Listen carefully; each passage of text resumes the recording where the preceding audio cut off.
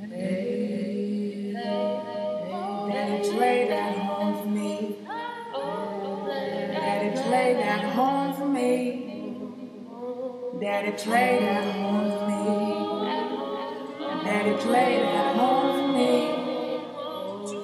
Play in the morning, play in the evening. Daddy played, Daddy played, Daddy played at home for me. Daddy played, Daddy played, Daddy played at home for me. My daddy, one of the wisest men I know. These are his thoughts on natural hair and the standard of beauty. I'm gonna film you and let the camera go, and we can just talk like we always talk. But I need to make sure you're in focus, so you can show off your sexiness to the World Wide Web. Don't you look cute? I think so. Is there a natural hair movement? I don't think that there is a natural hair movement. I think it's the end of the fake hair movement. You're saying you're going natural.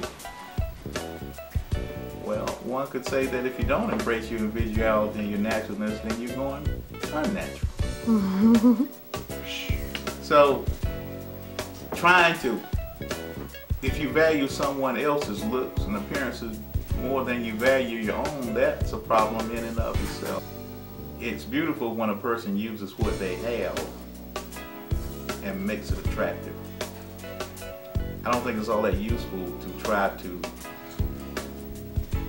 find something that you're not born with, that you don't possess, hide that which you were given, and try to embrace something that's not really you. I mean, I've often heard a lot of women say that they don't like a man with jerk curls or processed hair. Why? Because it looks like he's trying to make his hair be something that it's not. And so when you talk about the going natural, if we don't value that which is naturally us, no one else will. So that's my take on the natural hair movement. How did you feel when I was a little girl and mom gave me a relaxer? Did you care? Did you not care? What did you think? Didn't think about it a whole lot, because your mother was training you to be a woman, and that's the way that she was trained. As a man, I couldn't step in and say, well, I don't think that you should give her perms, I don't think that you should press her hair, this type of thing, because I thought that was her job to get you to a point where you could make a decision for yourself. And once you reached the point where you knew how to perm and you knew how to press and you knew all these other things, then you had a choice to make. Whether you wanted to continue to do that or whether you wanted to be your own person and do something else. So what do you think about me going natural? I like it. And I see some ladies at work who've done the same thing. And I think that the natural look is the most attractive look for any group of individuals. I mean, an Indian woman wouldn't want to, and I mean the Indians from India, she wouldn't necessarily want her hair to look like a white female in America. She embraces her genetics and her culture, and she loves it. So my question is,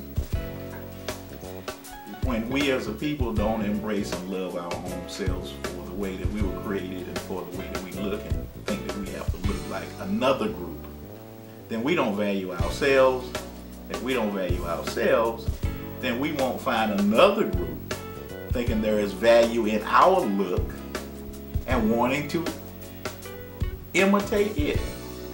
Now, I have seen whites that have looked like dreadlocks or afros, this type of thing. Very few, but there are some who actually see something in our culture that they want to embrace. But the majority of people don't embrace things outside of their culture. Are you against wigs and weaves? I'm not against them, but I say that if you have, I think each person should look as good as they can. But if you're going to get a wig or a weave, it doesn't need to be so outrageous that it doesn't fit your physical characteristic. If you're going to get a weave, it doesn't need to be 22 inches of hair when your physical characteristic would suggest that your hair would not grow to be 22 inches. If you get a wig, it should suggest something that looks natural for your physical attributes. It should not suggest something that would be natural for someone else's physical attributes.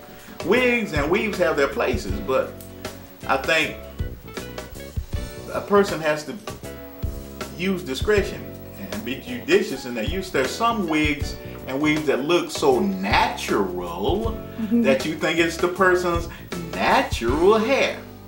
So when you get a wig or a weave that does not look natural, then that's where the problem comes in. And then there's a mindset that's being given to minority people that says you should not like the way that you look, and you should like the look that we're telling you that you should look like. And not only that, but if you don't have the physical attributes to get that look, we're willing to sell it to you. And the tragedy of it is that people buy into it. Okay, last question. Are you ready? Yes. What is your standard of beauty? My standard of beauty is, first of all, I think everyone tends to think that they are attractive. And what they tend to hold as being attractive is someone who looks similar to them. So that may sound not like a very good statement to make, but I think it's a true statement. And only when an outside influence comes in do we change our standard of beauty. If a black person had never seen an Indian or an Asian or a white person, then their standard of beauty would had to have been among only dark-skinned black people. The same could be said of whites and Asians and the other groups. So the standard of beauty, first of all, must come from within. You must think that you are beautiful yourself, and then you will seek out likewise looking individuals.